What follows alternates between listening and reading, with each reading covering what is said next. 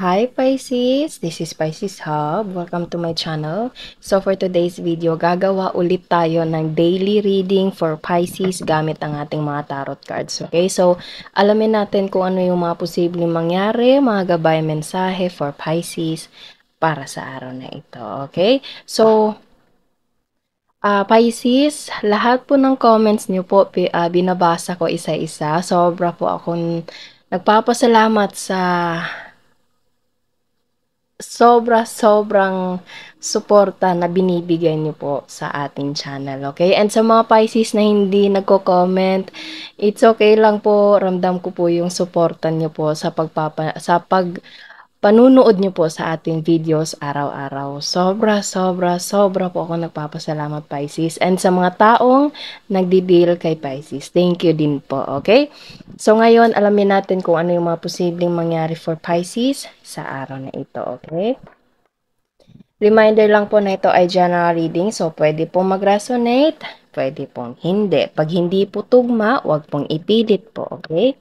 And ang ating daily reading ay always pong timeless. So kahit anong araw, buwan o taon mo to napanood, basta tugma sa sitwasyon and mag-resonate po sa inyo, take nyo lang. And ang mga genders po na lalabas dito, kahit anumang energies, babae o lalaki o LGBT ay pwede po mag-resonate sa feminine or masculine energies. Masculine energies dito sa ating cards, okay? So, shuffle muna natin to and alamin natin kung ano yung mga posibleng mangyari for Pisces para sa araw na ito, okay? Ano po ang posibleng mangyari, mga gabay, mensahe nyo po for ay, teka, may na-flip na yata to, pero sige, kunin natin. High honor. Ano pa po ang message niya po for Pisces para sa araw na ito?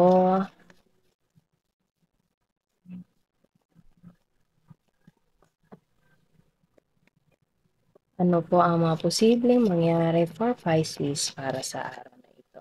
Okay, so there's a wealthy man. So pwedeng you're dealing with someone na, meron tayo ditong dalawang energies. Isa pa po, ano pa po ang message niyo po for Pisces and sa mga taong nag-deal kay Pisces para sa araw na ito. Okay, so there's a change and there's a gift. Bottom of the deck is community. Okay. So, there's a masculine energy and there's a feminine energy right here. Pero again, wala po tayong gender specific po, okay? So, there's a change location, there's a gift also, and there is a community. Okay? So, sa nararamdaman ko, itong gift na ito ay pwedeng nanggaling kay wealthy man and pwedeng ito ay merong connection sa community. Pwedeng ito ay about community and especially lalo na kay feminine or pwede pong vice versa po, okay? Pwedeng si feminine ang magbibigay ng bagay, mensahe, papunta kay wealthy man and pwedeng ito ay merong connection sa community. Pwedeng ito ay pupuntahan mo na panibagong community, panibagong lugar, panibagong tirahan, location, Pisces, okay? Kasi nakikita nyo, itong change na ito, parang lumabas to kahapon, okay? Or nung nakaraang araw, I guess. Previous video natin, pasensya. Video natin, Pisces, there's a change, okay? And this change right here is kasunod siya ng gift, okay? So, pwede ito yung gift na, kumbaga, ibibigay or matatanggap mo or ikaw yung magbibigay, Pisces. And pwedeng ito yung mayroong connection sa pagbabago ng location, pagbabago ng tirahan, pagpunta sa ibang lugar, okay? And this place is mafe-feel mo yung alam mo yun, yung parang welcome ka doon, Pisces. Parang you are belong to that community, okay? Kasi nakikita nyo sa community na ito, sobrang warming ng face nila, Pisces, towards you. Parang naghahanda sila na para silang naghahanda sa pagdating mo, Pisces. Parang ganun, okay? So, pwedeng pwedeng makakapunta ka sa ibang lugar na kumbaga yung lugar na yun is mafe-feel mong this is where I belong. Okay? Parang feel mo yung home dun, Pisces, na parang dito ako parang I feel belong in this place, okay? Puwedeng ito ay merong connection sa maraming tao and this person is parang itong taong 'to is marami siyang dini-deal or puwedeng this person is known to that place by Jesus or puwedeng dun siya nakatira, dun siya galing and this person sinabihan na niya lahat ng mga tao sa pagdating mo, okay? Kasi meron siyang ibibigay na gift towards you, Pisces. Okay? Pwede pong ganun po. Okay? Or kung hindi man to, kung ano man to, pwede din po itong sa trabaho na parang this new workplace na matatanggap or i-propose sa'yo, Pisces, is parang mafi-feel mo yung ambience do'n, Pisces, na parang gaan, okay? Hindi toxic, hindi kagaya nung mga nakaraang companies na pinagtrabahuan mo na medyo mabigat, medyo toxic yung mga kasamahan mo doon. Puwede pong gano'n, okay? Pero this new environment of your workplace, Pisces, is mafi-feel mo yung warm ng pagtanggap nila sa'yo, okay? Parang pagkapasok mo pa lang doon sa trabaho na iyon, sobrang gaan. Pwede pong gano'n, okay? So, it's either this is a love, this is a opportunity po or career, okay? So, gamitin natin itong tarot cards. Ano pa po ang message niyo po for Pisces? And also, this high honor card right here is, ito yung parang ano para siyang cantaloupe ba yon? Or para siyang slingshot, Pisces, yung I hope na ano niyo po, yung parang hihilahin ka, tapos bibitawan, pupunta ka doon sa malayo. Parang gano'n, okay? So, yung gano'ng sitwasyon, Pisces, feel mo parang you are in your life, Pisces, you feel so delay, parang you feel so stuck, okay? Instead na mag-move forward ka, okay? Pasensya na po kung meron po kayo naririnig na background noises, baka hindi na siya matanggal sa ating pag-edit dito, okay? Pero as I said kanina, Pisces, etong high honor na ito is like a slingshot, okay? Or it's like a cantaloupe ba yun? I'm not sure sa term, pero yung parang hihilahin ka, tapos bibitawan, pupunta ka dun sa malayo, okay? So, it's like, in life, Pisces, you feel so stuck. You feel so parang, yung mga tao, parang ang dami nang nangyayari sa buhay nila, tapos ikaw parang walang nangyayari. Yung parang ang daming nangyayari sa paligid, yung mga kakilala mo, marami nang ganap, pero parang sa'yo, parang wala masyado, okay? Or parang instead na mag-move forward ka, parang nandun ka pa rin, or parang bumaba pa nga, okay? Pero, in that situation, Pisces, hindi yun siya bad thing, okay? It's like a blessing in disguise, Pisces. Kasi as I said kanina, para kang hinila, tapos pagkahilang ganon, pag okay na, dun na ibibigay yung blessing na para sa'yo. Okay? So, be ready. Be ready for that big blessing for you, Pisces, na inilaan ng ating Panginoon para sa'yo. Okay? So, just keep swimming. Feel mo parang you're stuck in a situation, walang nangyayari sa buhay mo, Pisces. It's so normal. As long as you believe in God, you believe in His plans for you, you have faith. And again, always ko pong sinasabi, Pisces, surrender everything to God. Don't pressure yourself. Huwag masyadong idiin yung sarili mo kasi parang ang unang-unang yayakap sa'yo, Pisces, is yung sarili mo mismo. Mahalin mo yung sarili mo before ka magmahal sa ibang tao. Okay? Para meron kang maibigay, Pisces. Okay? So, I hope na ano nyo po yung ano ko po, yung point ko po doon. Okay? So, be gentle on yourself and surrender everything to God. Pasensya na po again kung meron po kayo naririnig na background noises. Kasi hindi ko po to pwede ulitin itong reading natin yan. Kasi maganda. Sobrang ganda yung mga cards na lumalabas. Okay? So, pasensya na po kung meron po kayo naririnig. Okay? So, ano pa? Ano pa po ang mga mensahe niyo po for Pisces para sa araw na ito? Mga clarifications for Pisces regarding with this gift, with this location, with this wealthy man, main, female, okay? So, meron tayo dito. Ooh!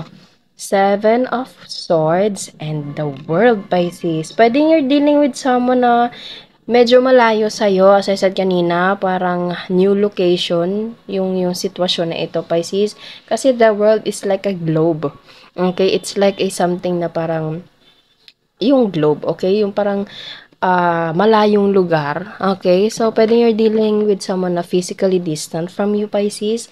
And, dun, merong something na parang mag-o-open up sa'yo, okay? Or something na merong impormasyon, merong bagay na parang unti-unting ibibigay sa'yo, Pisces, okay? And pwedeng you're dealing with someone again na wealthy man, King of Pentacles, King of Money, and this is a wealthy man, okay? So, pwedeng you're dealing with someone na mayaman, okay? Or kung hindi man siya ganun kayaman, Pisces, this person is so kumbaga magaling siya sa pera, magaling siya sa pag-handle ng finances, okay? Or pwedeng meron siyang stable na trabaho, pwedeng meron siyang, alam mo yun, maganda din yung financial status niya, Pisces, okay? So, pwedeng you're dealing with a Earth sign, Taurus, Virgo, Capricorn, Air sign, Gemini, Libra, Aquarius. So, ano pa po ang message niyo po for Pisces sa araw na ito? Pasensya na kung meron po kayo naririnig na track po, okay? So, ano pa po ang message niyo po for Pisces sa araw na ito?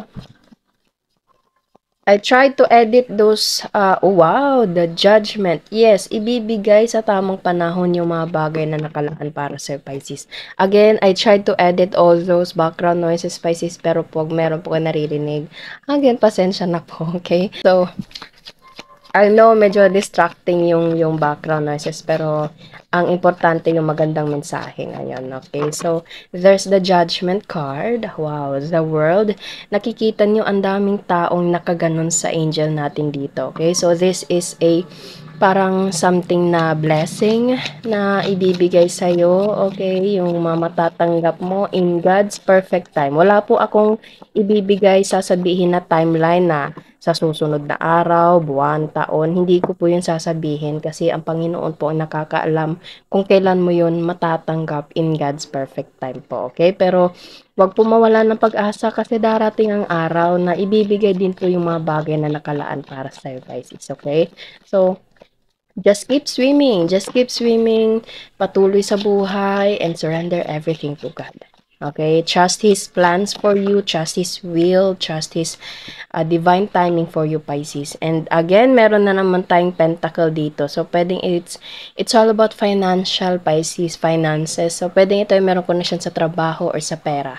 Okay? Bottom of the deck is King of Cups. Okay? So, pwedeng you're dealing with two masculine energy, Pisces, or pwedeng iisang tao lang din to sila, or pwedeng pareho kayo. Okay? Again, wala po tayong gender specific po. So, this King of Cups right here is pwedeng you're dealing or pwedeng ikaw na isang tao na matured, wow, so this person is financially stable and emotionally matured. So this person you're dealing with is someone na a mature person, okay? Kumbaga,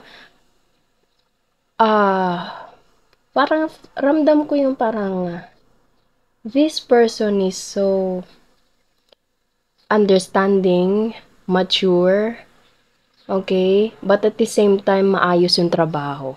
Kumbaga, this person is perfect. Nobody's perfect, okay? Pero this person for you is perfect, Pisces. Kumbaga, she is so understanding, and also, kumbaga, he is a provider, Pisces. Okay, I hope na nagigets niyo po yung ano ko po doon na you're dealing with someone na sobrang maayos sa buhay. Okay? So, there is a Four of Pentacles right here. Again, nakikita nyo, itong angel natin is meron na siyang pinapatunog na trumpet at maraming taong nag-aabang dito. And isa ka dito, Pisces. I don't know kung saan ka man dito, banda, pero isa ka dito. And ito yung matatanggap mo. Okay? And ito pagpapatunog ng trumpet dito is which is ito.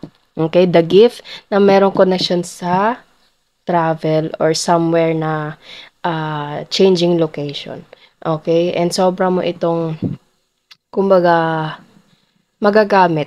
Okay? Kumbaga, mabibigyan mo ng maayos na sitwasyon, maayos na pag alam mo yun, paggamit sa kung ano man yung matatanggap mo, Pisces, lalo na sa financial, okay? Kasi meron tayo dito mga pentacles.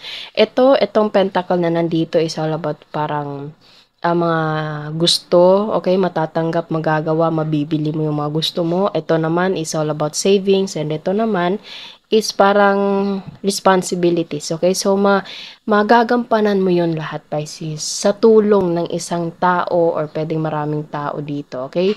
And again, makakaramdam ka ng home, ng warm, ng you feel belong to this community, Pisces, na kung saan ibinigay ng wealthy man papunta sa'yo, okay? Or pwedeng ikaw yung magbibigay sa wealthy man na ito ng maayos, masayang community na, alam mo yun, he deserve or she deserves it, okay? So, pwedeng ito ay pwedeng connection sa love and lalo na merong connection sa finances, okay? Pwedeng sa pera, pwedeng sa trabaho po. Okay? So, sobrang ganda yung mensahe natin dito, Pisces. And naway nagustuhan niyo po, huwag niyo po sanang kalimutan na mag-like at mag-subscribe po sa ating channel and click the bell button para ma-notify po kayo sa next videos na i-upload natin, okay? So, thank you, Pisces, and God bless.